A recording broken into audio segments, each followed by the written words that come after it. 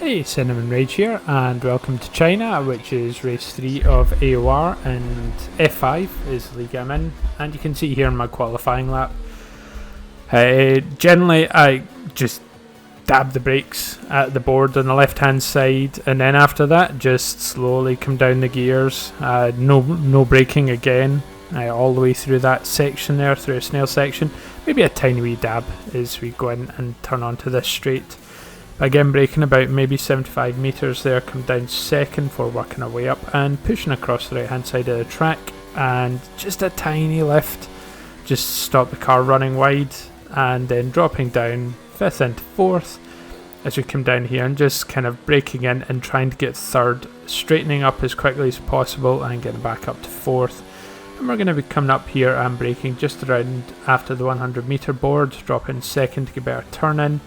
And this is one of the trickiest corners for me personally, and you don't want to run out onto the rumble strips on the left hand side there, or it's just going to upset your car.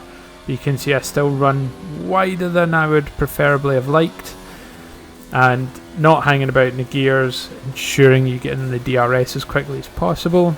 And we're going to brake just about the 100 metre board again as the rumble strip starts, go down in second and getting straightened up as quickly as possible and back in the gas. And we're going to brake just as the shadow of the board above, and we're going to take as much corner as possible in fourth gear. Tiny wee bit of an unsettled car there, but this was actually good enough for P4, which is not too bad, with Adam Lee getting right up there at the top. So start of the race, I'm on the inside, which isn't ideal I guess, but hopefully everything will stay clean and it'll be not too bad. Just still not very good at starts. So you can see Glaring Christoph on the softer compound, soft targets around outside. But actually what happens here is I kind of like just going behind bobsleigh, I drift and then I get hit in the side and that's it. Wing damage, corner 1, lap 1. It's fair to say, the closest I've ever been to actually rage quitting a game. So I've got the replay of the start, which I actually managed to get from the theatre mod, and it was actually, you can see the orange card right behind me, which I've got a wee bit of motion tracking on. At the point where the car unloads, they just give me a tiny tap, so all the weight of the car's in the front wheels, so the back is quite light, and as they basically tap me here, it just causes the back end to go loose. So yeah, end result of that, I'm facing the wrong way, which I could have lived with a bit more than actually the fact that I got wing damage is what really hurt. So yeah, pitted. I think I was 30 odd seconds behind after that point. Now it was Maxon who tapped me, and I wish it had been someone else, because I would have been able to be more annoyed about it, but Maxon's, I know somebody who wouldn't ever do a kind of rash thing, so I know it's just one of those racing incidenty things, and just the nature of the state that the car was in on whatever corner I was on, but yeah, it's fine. We spoke afterwards, it's no problem. As I say, I would have preferred it slightly if it was someone random and then I could have stayed angry. But coming on lap 16 here on the medium tyres, I can't honestly remember. I'm actually doing the audio for this like something in the region of 2-3 weeks after I actually did the race, but I was a bit annoyed afterwards and didn't feel like doing the audio. But you can see here I've come out in 11th, and I'm going to be able to go to the end, because I could do softs now to the end, which is about, I don't know, 11 laps left. And fast forwarding, you can see me catching up with John Boy, and once again, because I've been remiss and not actually done the audio when I should have done the audio, which is directly after the race. Oh, someone's gone off, and that's Glaring Christoph on the hard compound. I'm going to try and just get in their slipstream as much as possible, and yeah, John Boy's now away. He got obviously DRS before Glaring Christoph and off to the side, so he was unchallenged. Tiny wee tap there of side pod and wheel. It was always a bit of a hopeful move down the inside, but it's fine. No damage done on either part. And again, closing up quite a lot. I'm on a faster compound tyre, so this really should be a doable move sooner rather than later.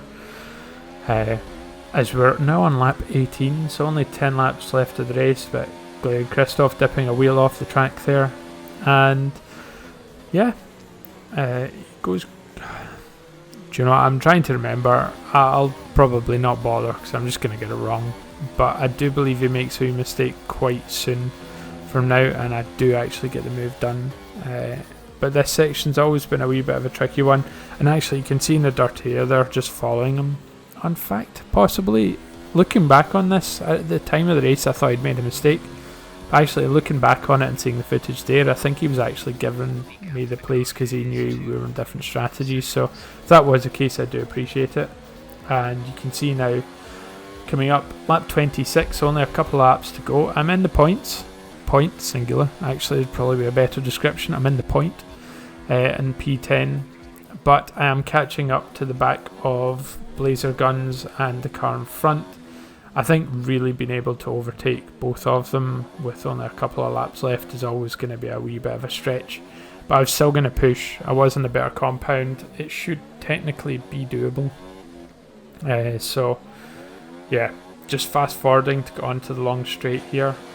And DRS overtake. I didn't have a lot left, but braking a fraction early just because I know...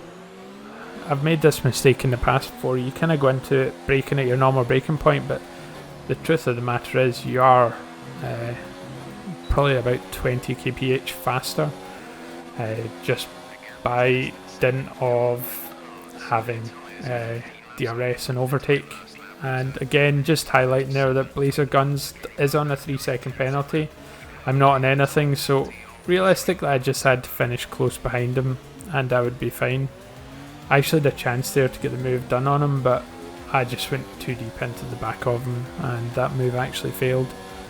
We are on the last lap now though, and actually Blazer Guns makes a mistake anyway, so I managed to take the place of him. So fast forwarding, just to see what actually happens from here on in.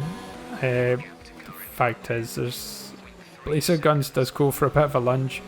Does hit me in the side and it just kind of pushes me wide, which is a wee bit unnecessary. Again, I'm sure other drivers just do the usual thing and actually check, see the drivers around them, and that way you can actually see if someone's got time penalties so you know whether or not it's actually worth fighting them. But again, DRS, overtake, get down the inside, leave plenty of room in the corner, and going round outside, get the move done. Arrow goes white, and actually don't know what really happened there, but he just seemed to have stopped. Definitely don't think it was me. I did have plenty of leeway, so anyway, that was my race. I got back up to 9th, only 11 finished, so realistically if I hadn't got points it would have been pretty poor from 4th place in the grid. But yeah, this was a frustrating one.